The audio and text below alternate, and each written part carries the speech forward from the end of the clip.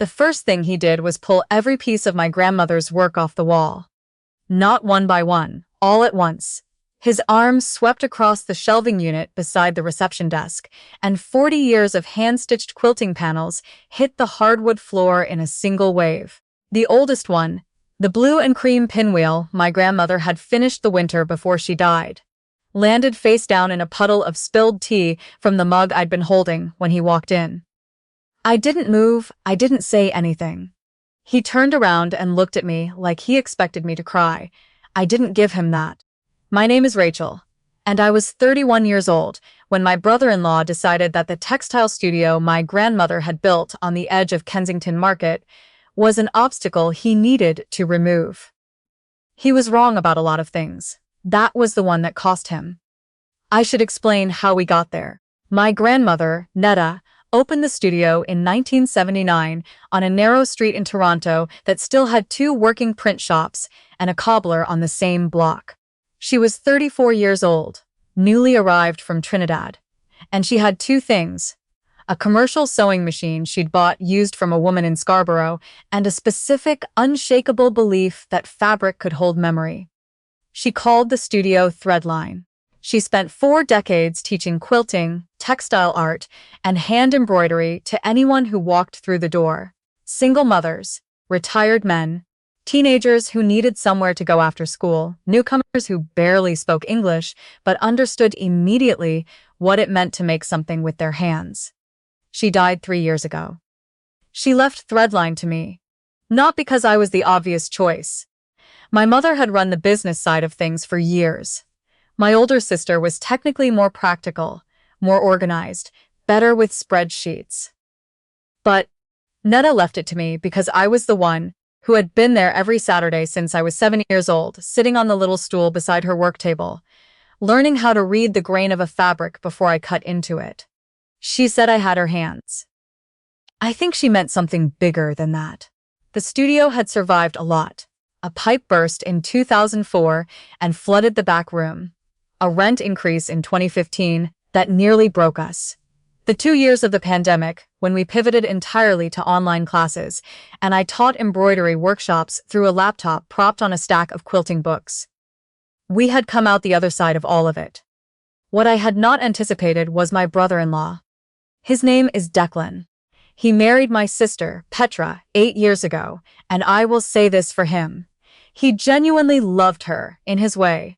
He also genuinely believed that the measure of a thing was its market value, and that sentiment was a form of financial illiteracy. He'd built a small real estate development company in his late 20s and grown it steadily through his 30s into something that had started reshaping whole blocks in the East End of the city. He was good at it. He was relentless in the way that people who've never been told to slow down tend to be. He came to me in February. I remember it was February because the studio windows were still frosted at the edges, and I'd just finished arranging the spring quarter class schedule on the corkboard by the door. He sat down across from me at my grandmother's work table, the same table where she had taught me to press a seam, where she had drunk her morning tea for 40 years, and he slid a folder across the surface like he was presenting a term sheet to an investor. Inside was an offer.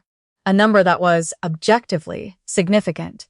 More than I could have saved in 10 years of running the studio on its current margins. Threadline was sitting on a corner lot that Declan had apparently been watching for 2 years. He wanted to develop the parcel into a mixed-use building. Ground floor retail, 4 stories of residential units above. The neighborhood had been shifting for years, and he had, as he explained it, a window. The planning approvals were moving. He needed the lot. I slid the folder back. He slid it forward again. I told him the studio wasn't for sale. He looked at me the way people sometimes look at someone who has just said something they find professionally embarrassing. Patient, almost. Like I was a problem he would solve in a moment. "Rachel," he said, "this is a business decision. I understand there's sentiment involved, but sentiment doesn't pay property tax." I said, "I know what property tax is, Declan. I've been paying it." He tried 3 more times over the next 6 weeks. A higher number, a meeting with his architect, as if showing me the renderings would help. A call from a real estate lawyer, who I assume he was paying by the hour, because the conversation was extremely thorough and changed nothing. I said no every time. The morning he showed up unannounced was a Thursday in late March. I had a beginner quilting class starting at 10, and I was setting up the long cutting table when I heard the door. He wasn't alone. He had two men with him I didn't recognize. Property assessors of some kind, I think. Or maybe just people he'd brought to make a point. They stood near the entrance while he walked to the center of the room and looked around with the expression of someone taking inventory.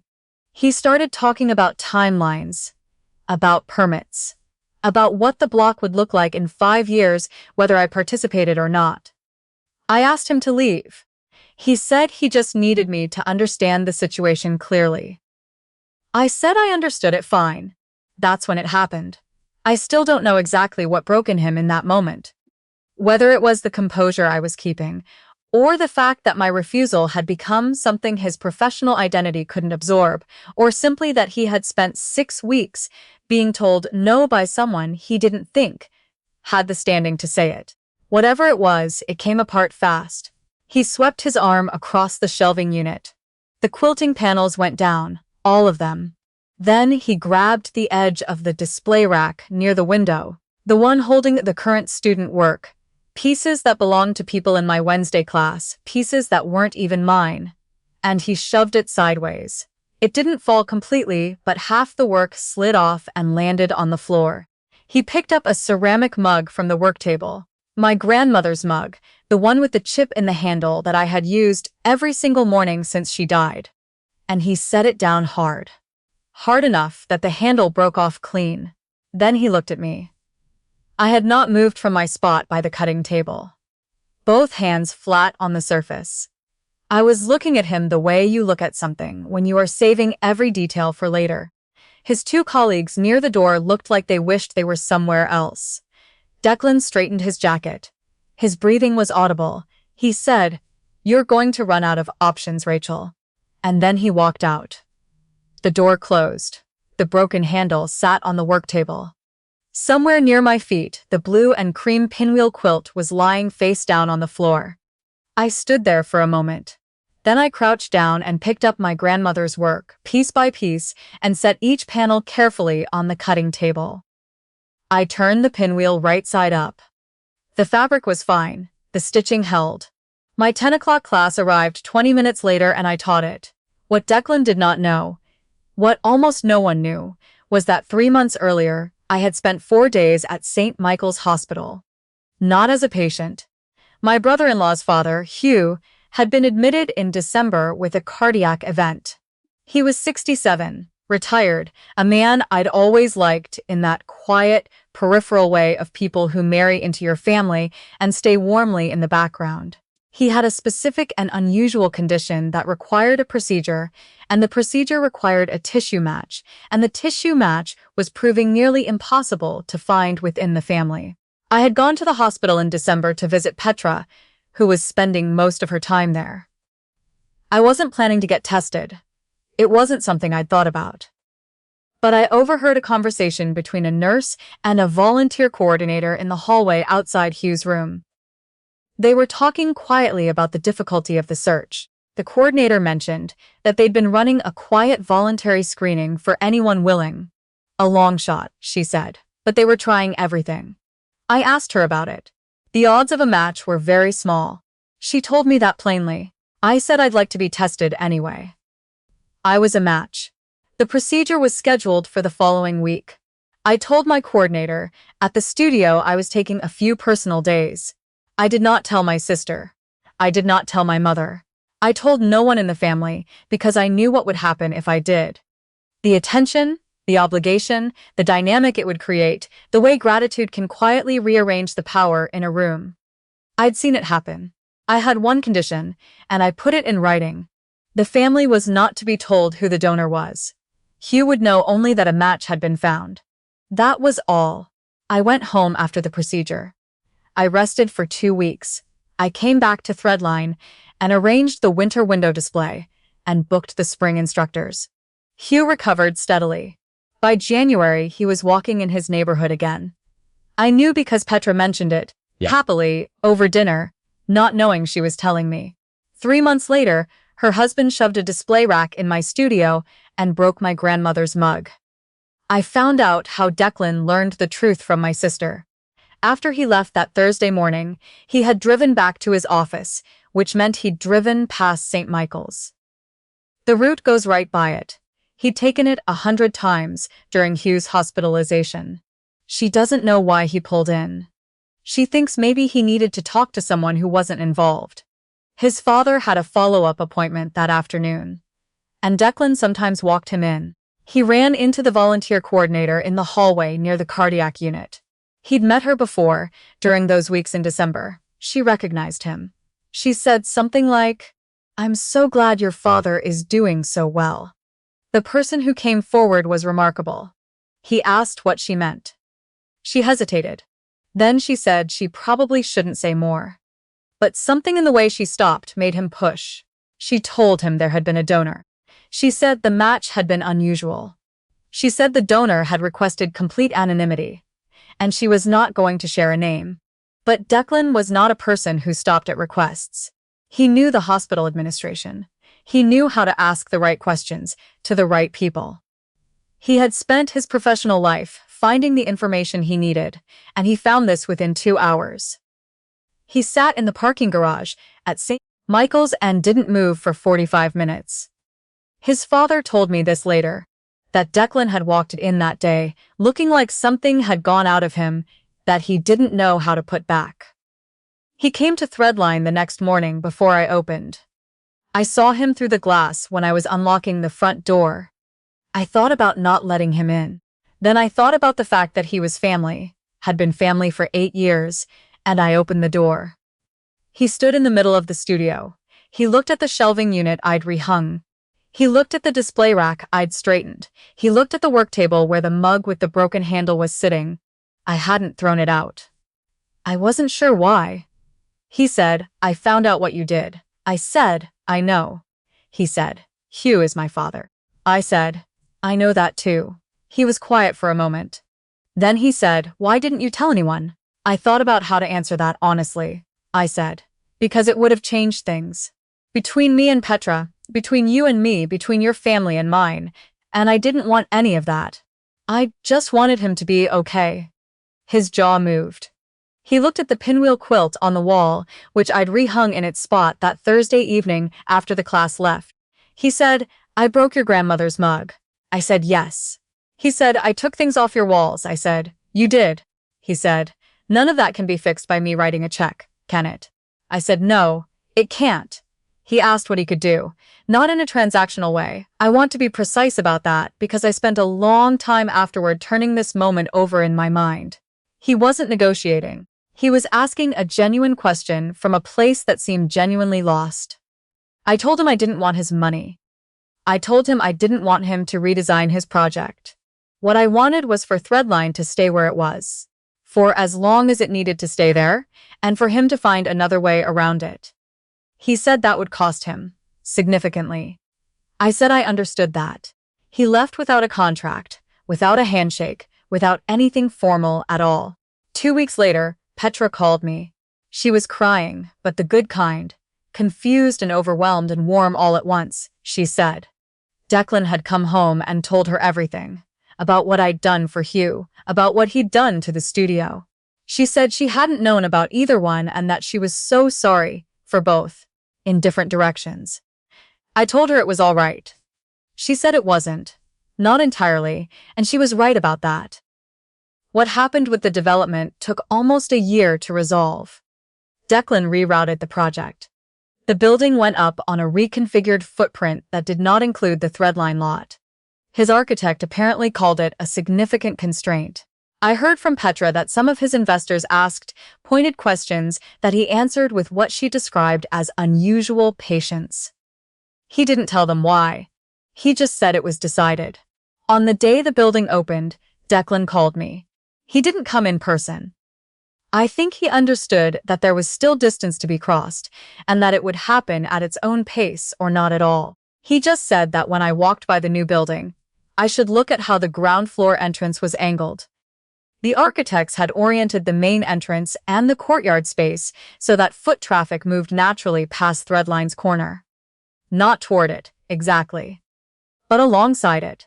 The sightlines from the new lobby included the studio's front window. I don't know if he asked them to do that, or if it emerged from the redesign on its own. I've never asked. The thing I think about most isn't the development, or the procedure, or even the morning he came back to apologize. It's something my mother told me a few weeks after all of this settled. I hadn't known this story. My grandmother had never told me, or if she had, I'd been too young to hold on to it.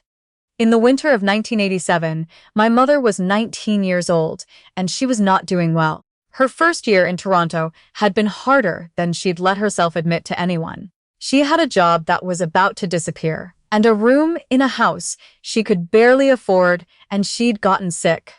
Nothing serious, but sick enough that one afternoon she sat down on a bus bench on Dundas Street and couldn't make herself get back up. A woman came out of the shop behind her. She brought a blanket, a quilted one, heavy and warm, and she sat down on the bench without asking permission and without saying very much. When my mother finally got up, the woman walked her to the nearest streetcar stop. She pressed something into her hands, a small fabric pouch, embroidered with a yellow flower, with a few dollars tucked inside. My mother tried to say she couldn't take it. The woman said, "You'll pass it on someday." My mother had thought of that woman occasionally over the years. She'd never been able to find her to return the kindness directly. She had passed it forward in other ways, quietly, in the way my grandmother had taught her. She didn't know until that winter, after everything with Hugh and Declan and the studio, that the woman on the bench had been Netta. My grandmother had never mentioned it either. It wasn't something she held on to as a story worth telling. It was just something she had done on a cold afternoon in 1987 and then returned inside to finish her work. I sat with that for a long time. I thought about the fact that I had made a decision in a hospital hallway in December without fully understanding why. Just that it had seemed like the right thing, in the way some things do, before logic gets involved. I thought about a fabric pouch with a yellow flower on it, embroidered by my grandmother's hands, pressed into a young woman's hands on a streetcar bench 37 years ago. I thought about my mother growing up, raising me, teaching me to sit quietly beside a work table on Saturday mornings and learn what it meant to take care of something. I thought about Hugh walking in his neighborhood again in January while I was booking spring instructors and hanging the winter display. There is a word in quilting. The older women in my grandmother's circle used it for the way a pattern connects across separate pieces of fabric that were never cut from the same cloth. The way shapes can echo each other across distance. The way something made carefully enough will hold its structure through any amount of handling. I don't know if there is a word for that same thing happening in a life, but I have seen it. The studio is still on its corner. The building next door is taller than I expected, and casts a shadow across the front window in the late afternoon. But in the morning, the light still comes through at that long warm angle, and the classes still fill up, and the work still gets made. My grandmother's mug is on the work table with the broken handle beside it. I haven't repaired it yet. I'm not sure I will. There's something about an object that shows exactly what happened to it that seems worth keeping. Petra and I had coffee last week. Declan didn't come. That's fine. That part is still finding its shape. Some things take longer than others to become what they were always going to be. Netta knew that. She spent 40 years stitching it into everything she made.